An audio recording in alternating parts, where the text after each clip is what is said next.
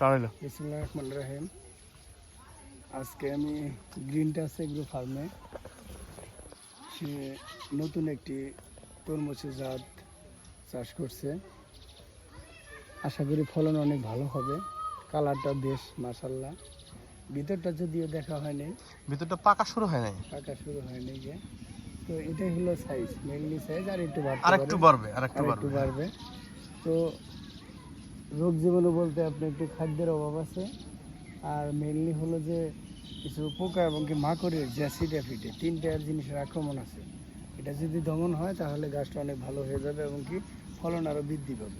এবং কি ওই পাশে যে আপনাকে আমি জিজ্ঞেস করি জুয়েল ভাই, যে এই দেখেন এই যে পাতাটার এরকম অবস্থা, এটার আসলে কি কারণে হয়েছে আপনি যদি বলতেন আমাদের। এটা আসলে মূলত ওই যে পাতা শোষক আছে, তারপরে ওই যে ভাইরাস জনিত একটা মশা জাতীয় আছে না, পোকা আছে না, ওরা এখানে রসটা শোষণ করে খায় ফেলছে এবং কি পাতাগুলো এই ডগাগুলো একেবারে কুকড়ে গেছে। ঠিক আছে, আবার দেখেন এই যে ফলের এই দেখেন পিছনটা কিন্তু একদম মানে আপনি চিকন হয়ে গেছে। যে ফলগুলো আপনার প্রযোজন পরাগায়ন হয়ে যাবে, তারপরে আপনি এই করবেন, ব্যাগিং করে দিবেন। তাহলে আপনার এই কীটনাশকটা যেটা আপনার বালাইনাশকের জন্য আমরা ব্যবহার করি রোগ ও পোকামাকড়ের জন্য, সেটা আপনার 50% দমন করবে। আর একটা জিনিস দেখেন জুয়েল ভাই, এখানে আপনি যদি খেয়াল করেন, এটা একটা সমস্যা। এইদিকে যদি আপনি আসেন একটু দেখেন, এই যে এই ফলটা দেখেন, এই যে হ্যাঁ, এটা একটা ওই যে দেখতে পাচ্ছেন গর্ত করে খেয়ে ফেলছে। হ্যাঁ, লেদা পোকা আছে না, লেদা পোকা এটা খাইছে। এটার জন্য সাইপারমেথ্রিন গ্রুপ, সাইপারমেথ্রিন আপনি রেলোথিন কিংবা ল্যামরা সাইফেলোথিন দিতে পারেন। ক্যারাটে যেটা বলে সিনজেনটা কোম্পানির আছে, সেটা ব্যবহার করতে পারেন।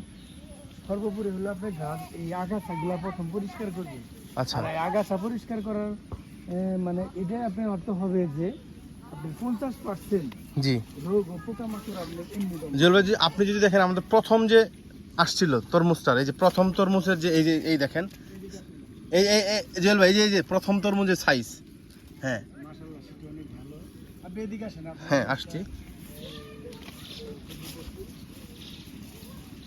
দেখুন, হ্যাঁ, এই পাতা পোড়া একটা রোগ হয়েছে আপনার এই গাছগুলোতে। ঠিক আছে, হ্যাঁ, আমি এখানে সাজেস্ট করব যে আপনাদের কপার অক্সিক্লোরাইড গ্রুপের ওষুধ আছে।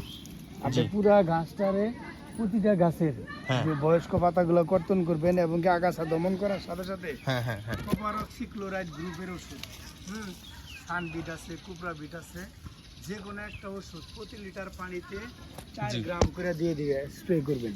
আচ্ছা, এইখানে যে আপনি ওষুধগুলি বলতেছেন, আমি যদি আগামীকাল থেকে ট্রিটমেন্ট করা শুরু করি, তাহলে আমি আসলেই কোনটা কিভাবে সবগুলো একসাথে ককটেল করে দিব নাকি, তাহলে মানে যেমন প্রথম কোনটা দিব, তারপরে একটু পোকামাকড়ের জন্য ওষুধটা দিলেন, ক্যারাটে কিংবা ইমিডাক্লোরোপিডা গ্রুপের একটা ওষুধ দিলেন।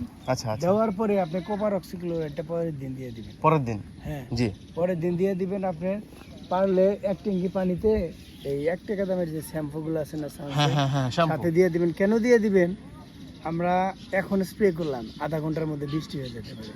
সেক্ষেত্রে আমাদের কাজটা 100 ভাগের আপনি 25 ভাগে আসা পড়বো।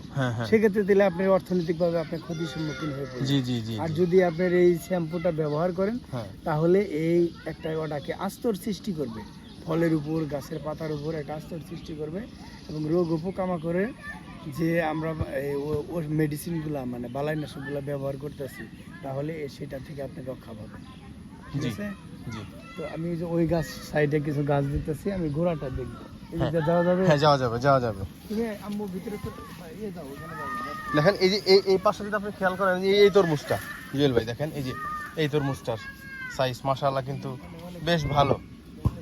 হ্যাঁ, আবার এই পাশে দেখেন, এই পাশে কিন্তু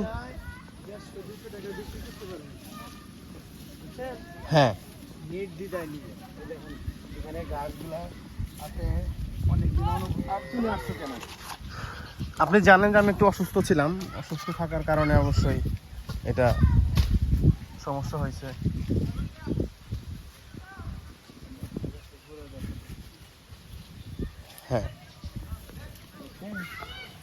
বিভিন্ন জঙ্গল আগাছা থাকার কারণে আর একটু গাছটার অনেক ক্ষতি হয়ে গেছে। ঠিক আছে, গাছের গোড়ার ঠিক আছে এখানে পয়সা যাবে। এটা বৃষ্টিরও একটা কারণ থাকতে পারে। বৃষ্টির কারণ আছে, তারপরে আপনি ট্রিটমেন্ট করতে হবে, ঠিক আছে? ট্রিটমেন্ট করলে আপনি এই আক্রমণটা রক্ষা পাবেন। আচ্ছা, প্রথমে তাহলে আমি এটার আগে প্রথমে আপনি কীটনাশক টাইপের ওষুধটা দিব। কীটনাশক দেওয়ার পরে আপনি কার্বনটা জিম গ্রুপের ওষুধ দিবেন সরাসরি। জি। প্রত্যেকটা পানিতে 2 গ্রাম দিবেন। হ্যাঁ হ্যাঁ হ্যাঁ। প্রতি লিটার পানিতে 2 গ্রাম করে ওষুধ দিবেন। হুম। ঠিক আছে?